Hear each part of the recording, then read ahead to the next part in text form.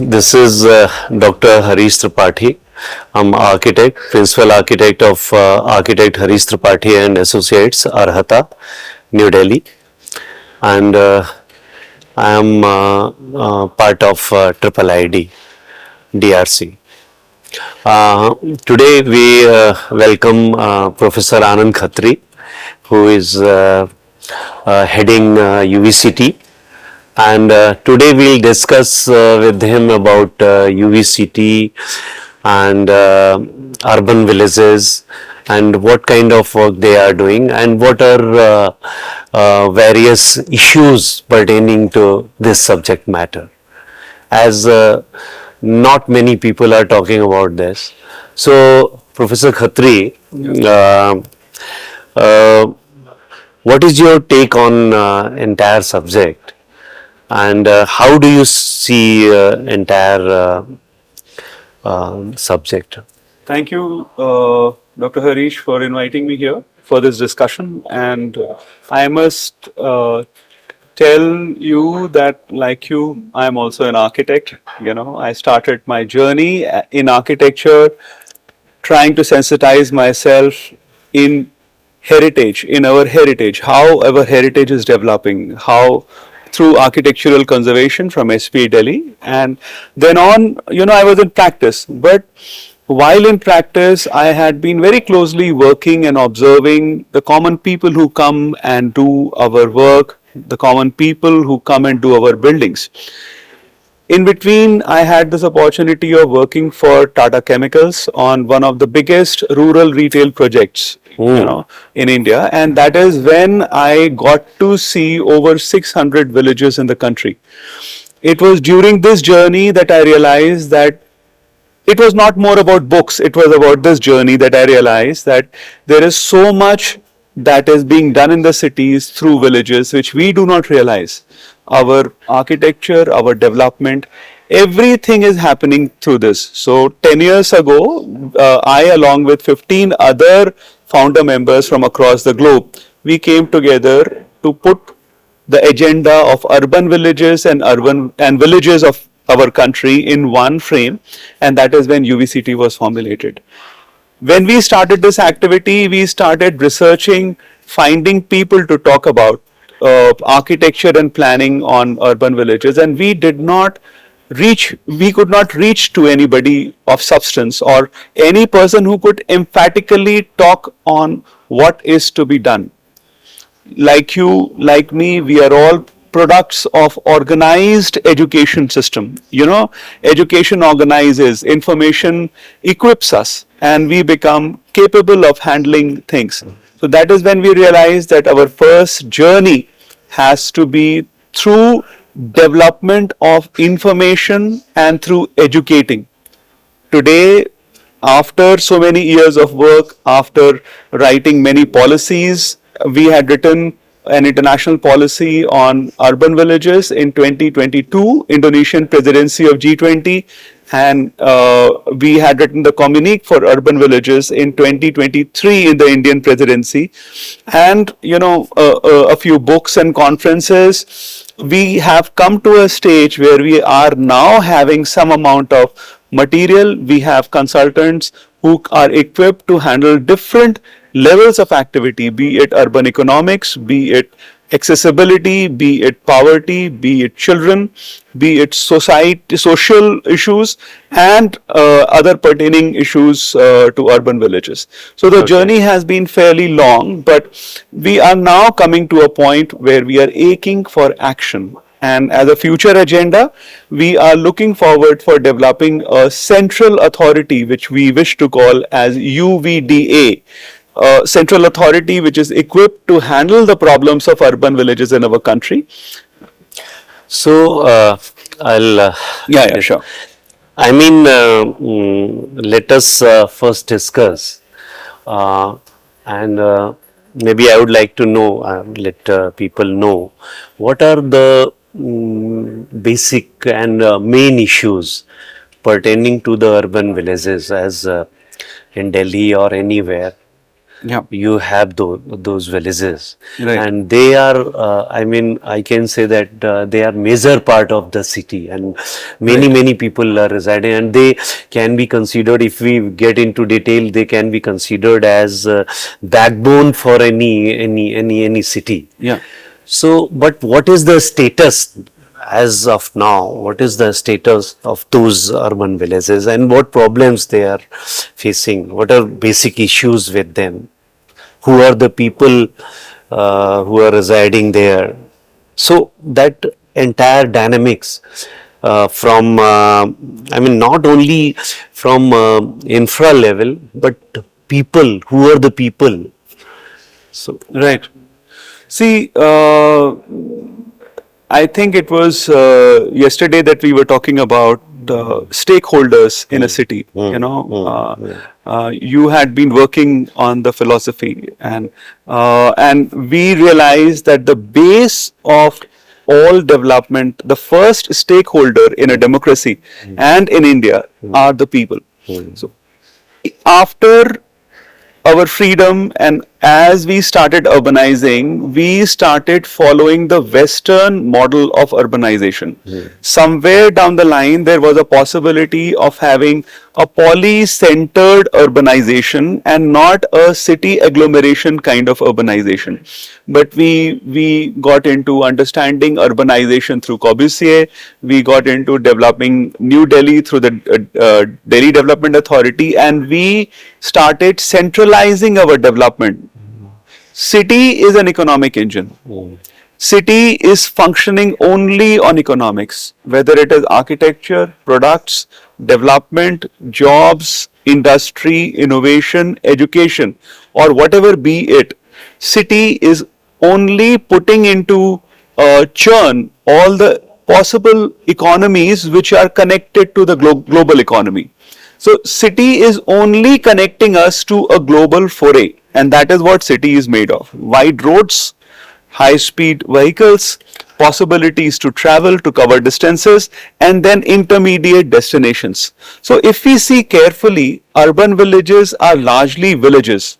They are villages which have come into the heart of the development of these cities, and cities have developed only on their agricultural fields.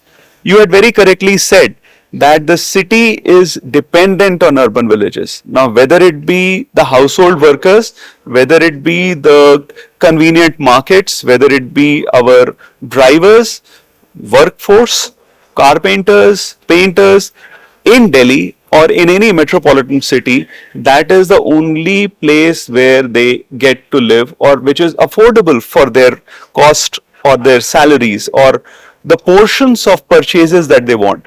So if we look at urban villages in Delhi, they are equally distributed. When you see the plan of Delhi, you will realize that they are equally distributed across the city of Delhi. So when Delhi started happening, and even when Noida started happening, and even when Gurgaon started happening, Noida became successful and Delhi became successful because they had very prosperous sectors with intermediate urban villages which were catering to everything that the sectors were needing.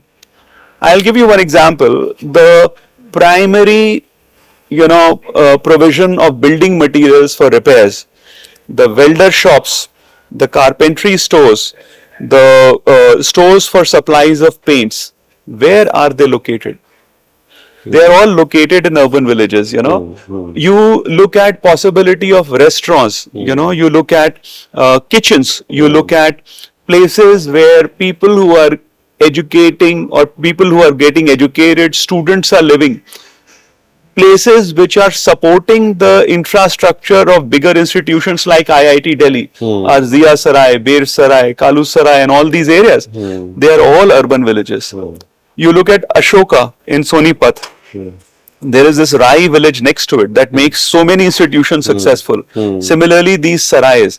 So, be it institutions, be it high-end residential areas like South X and GK and Chitranjan Park, and be it any of the areas in Delhi, urban villages have become a necessity for their functioning. They are the spine. These areas cannot exist. So now the existential question is in between us that if we want to live in these areas, then we have to have urban villages. I must tell you that a couple of years ago, when I was struggling with an urban village next to my house, this was about 15-20 years ago, I really wanted to, throw away all the residents from that village, make it flat, make it plain, and bring up a new cleaned sector there. Because that is the way I was trained to think. It was only when I started thinking people, when I started thinking about how to have not the dirt of an urban village come into my sector, but the health of my sector, the thinking of the positive thinking in the planned development get into urban villages, that I realized that there is a way. And that way is that of a great handshake. The way is that of understanding how these people are living and catering to them.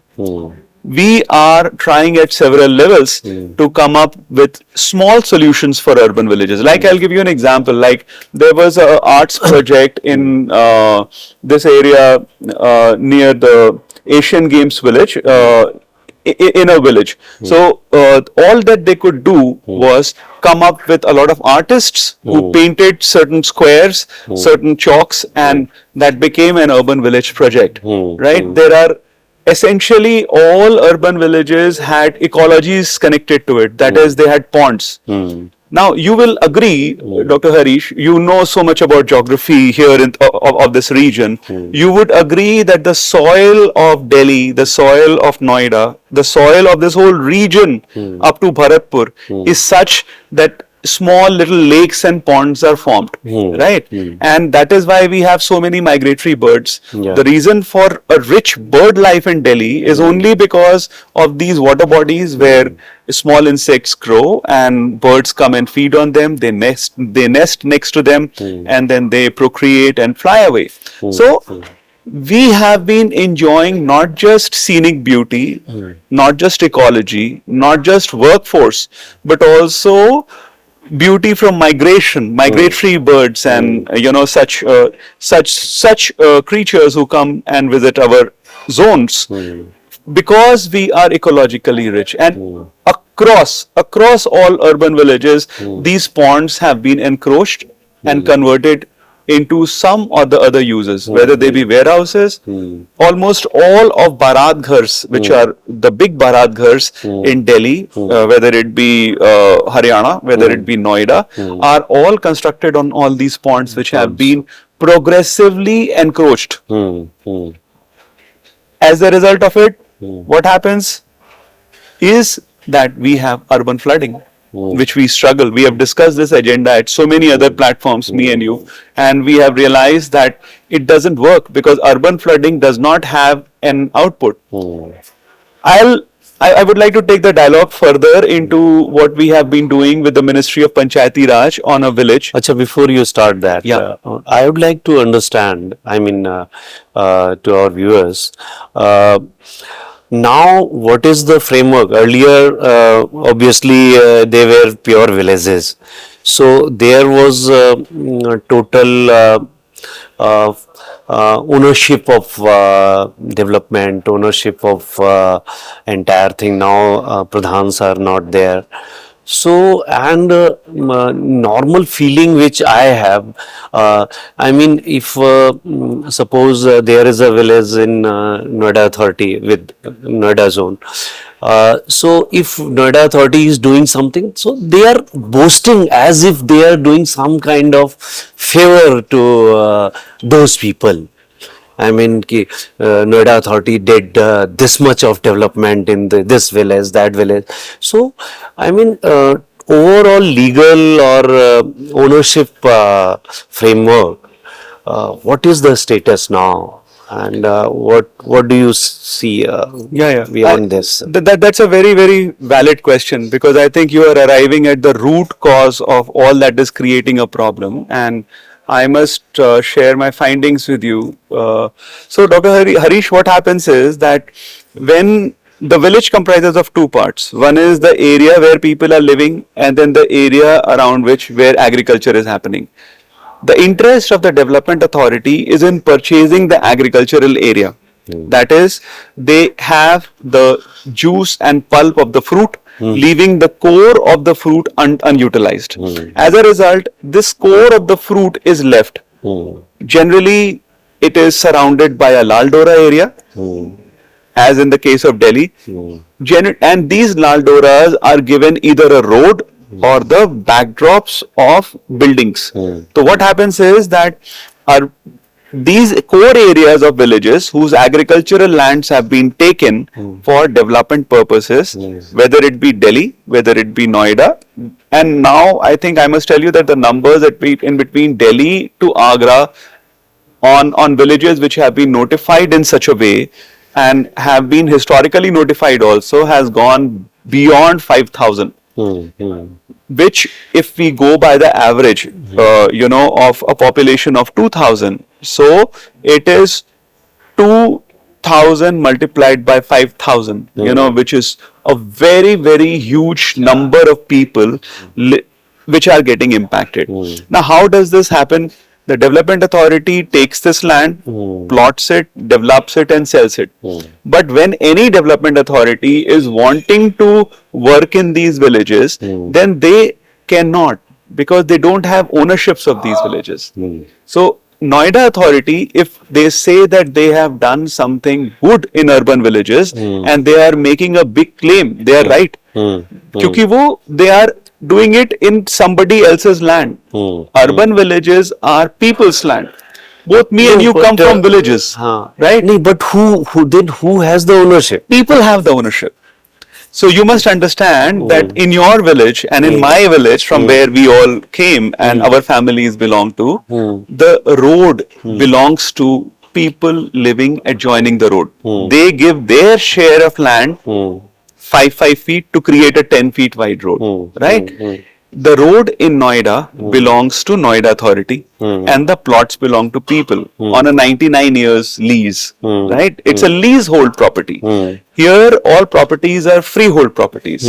So the status of land ownerships is very different. And whether it be the Pradhan or whether it be the Ministry. But Pradhan is no more. Pradhan is no more, so there is no caretaker. There is no caretakers, but it becomes obligatory on the part of the development authority to do something within these areas without having the mandate to do it.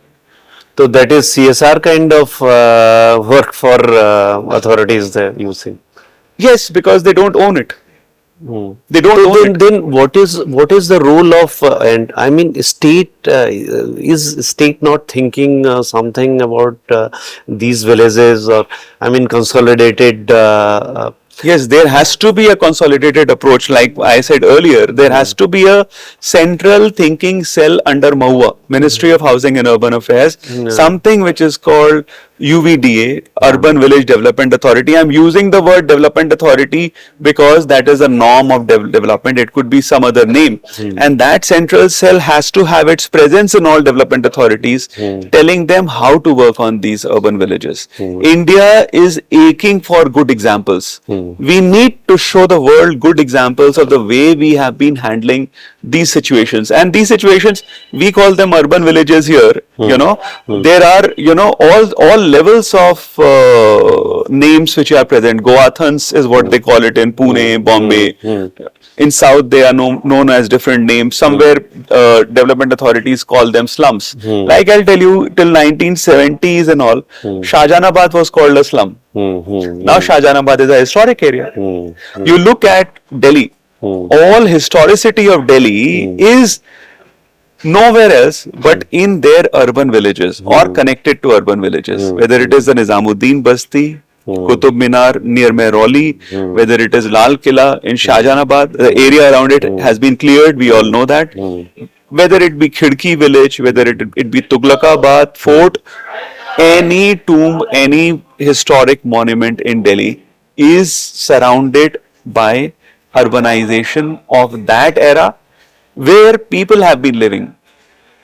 Also, Dr. Harish, the problem that happens is that whenever a building becomes Qutub Minar, we recognize it as heritage. Hmm. But we have never recognized the way people were living. If you give me 5 more minutes, I will explain the problem. All that I wanted to tell you was that the kind of houses that we make, right? Our house plot has got a front setback, a side setback, a rear setback, and so have the adjoining plots got. Where did we find this typology? This is actually more or less a bungalow typology fitted into all possible sizes of plots.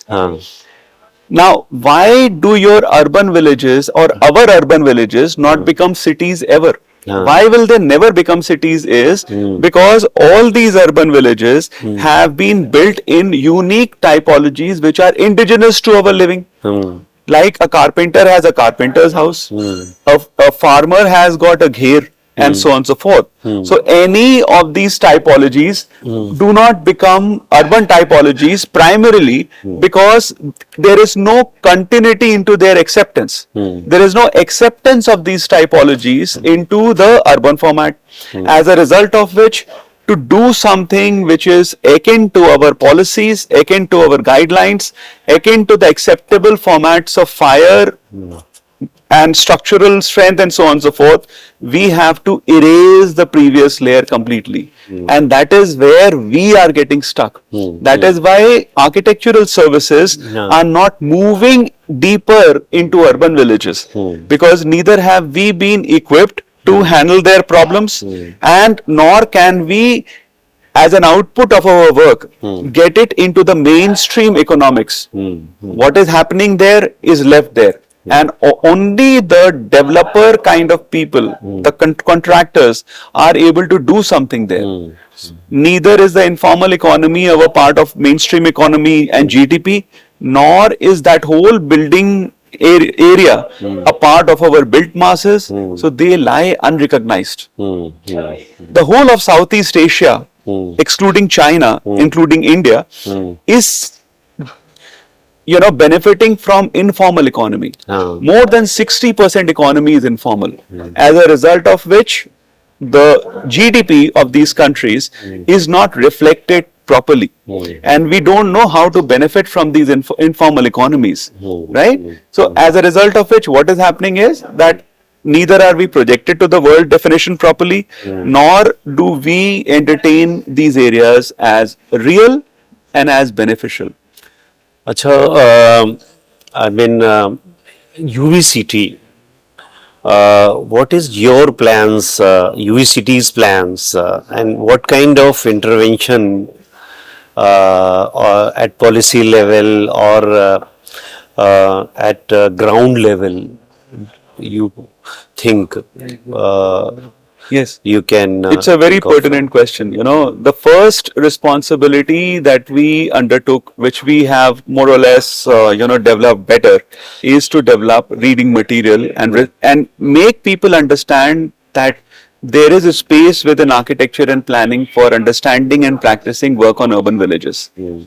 Now, what we really want to do is we want a few villages to us which the government can support development on, and the proposals for these villages have to be case-based proposals. It cannot be a universal guideline. It cannot be a proposal which is applied to all. It's not a ready-made garment. It has to be tailored, designed for villages, wherein we are able to work on people, to recognize their economics, to get their economies as a part of our mainstream economics, work on their house forms, make, like we have a national building code, we must have a national building code for urban villages, where acceptability is different. Like we have acceptability on materials, structural materials, there has to be a definite way of approaching temporality and impermanent materials within that mainframe of understanding, and we have to give them recognition so that they become a part of our economics, so that banks can give loans there, and people can benefit from the national services. I asked a fire officer, what is going to happen to an urban village if there is fire? They did not have any answer. Our services, our health, our health, even in times of COVID, there was so much difficulty. There were so many of us who were going and distributing food in urban villages and otherwise in all these areas. But especially in those times, we found that they had a way of sustenance. They were more resilient. In COVID times, as a part of my research on Kalonda for Ministry of Panchayati Raj, I was continuously going to Kalonda for doing research along with my faculty. Nobody in the village was wearing a mask. They were healthy. There were no deaths because of COVID, whereas the cities were so badly impacted. So there is some truth there. Cities need them, and that is what has to be recognized.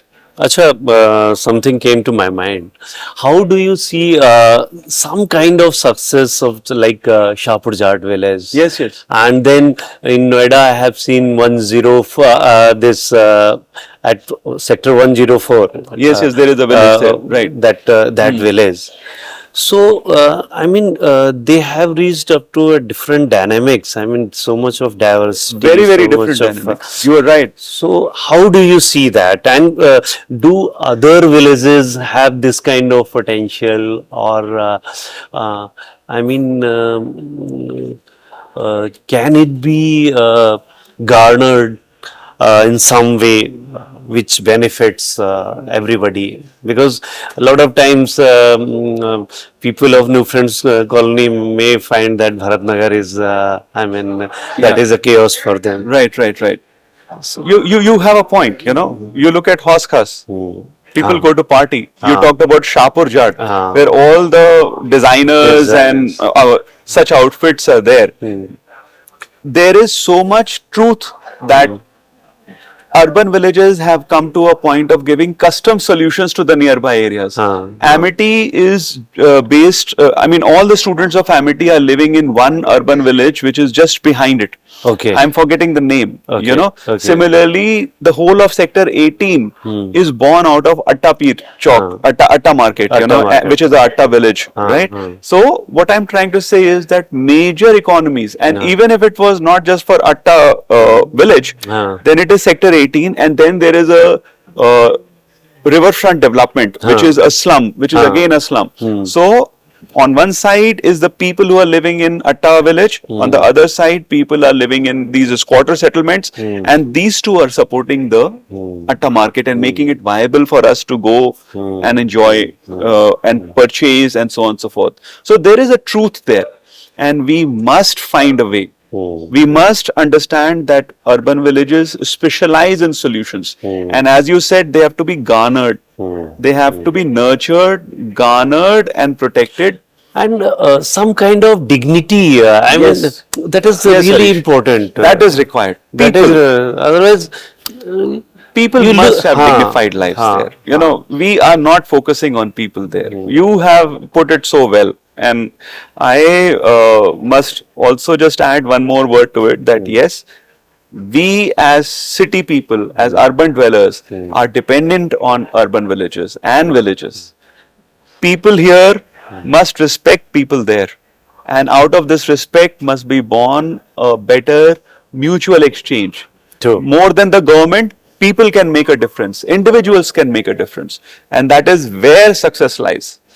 Thank you, Professor. Thank you. Thank you so very much. much. And my best wishes for UVCT. And as Triple ID, whatever support you need from us, we are always there. Thank you. And most welcome. Most welcome. Thank you. In fact,